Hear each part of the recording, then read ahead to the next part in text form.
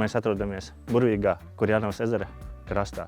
Brīvdienu Kočižās, Meža ielokā. Strādājot Rīgā, vajadzēja vietu, kur es varu atpūsties no visiem.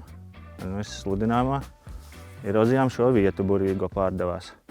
Aizbraucām, apskatījāmies. Mums ļoti iepatikās šī tā vieta, jo šeit bija tik mierīgi. Un mēs sākām realizēt savu to ideju. Sākām tīrīt, attīstīt priekš sevis, kā atpūtu no Rīgas atbraucot, ar teltīm atpūsties.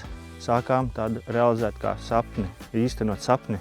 Varbūt mēs varam padalīties ar savu to miera ostu ar citiem. Un tad arī bija līderprojekts. Un tā tapa šīs burvīgās mājas. No aktīvā mēs piedāvājam laivas. Vasaras sezonā mēs piedāvājam arī subdēļus, kuri grib mierīgākus vakarus izbaudīt. Mēs arī varam piedāvājam kubulus, kā arī vienkārši ugunskura vieta, galdi un burvīgi atpūta uz teresītēm. Mums kopā ir 2 burvīgi mājīgi namiņi. Katrā mēs varam izmitināt līdz 4 personām. Papildus piedāvājam arī gultiņu pašiem mazākajiem visiem. Ir guļamistaba, viesistaba ar virtuves zonu, kura ir pilnībā apriekota tā, lai kāds var pagatavot kaut ko garšīgu. Atbraucot ilgstoši pie mums padzīvoties, viņiem ir arī iespēja izmantot mūsu veļas mašīnu uz žāvēšanas funkciju. Ir smilškastīte un plānojam arī uz vasaras pusīti pilnveidot mūsu bērnu rotaļlaukumiņu.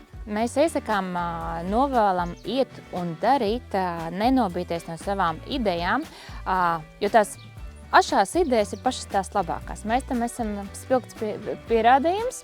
Ja mēs būtu ilgi domājuši, visticamākais mēs nebūtu nonākuši līdz šim. Tāpēc ir jābūt uzņēmējiem, būs sarežģījumi, bet tas viss vainagojas ar panākumiem. Mums Latgalē vajag uzņēmīgus cilvēkus. Ejam un daram.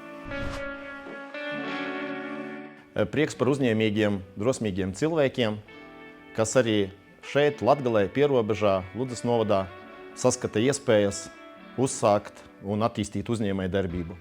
Piepildīt savus sapņus un idejas, iesaistīties arī Eiropas Savienības fondu apguvē un saņemt atbalstu no pašvaldības. Un šie cilvēki ir Līga un Ruslans Harlovski, kas iegādājās Ludzas novadā īpašumu, īstenoja savu ideju un izveidoja turisma objektu, kur daba saskan kopā ar komfortu.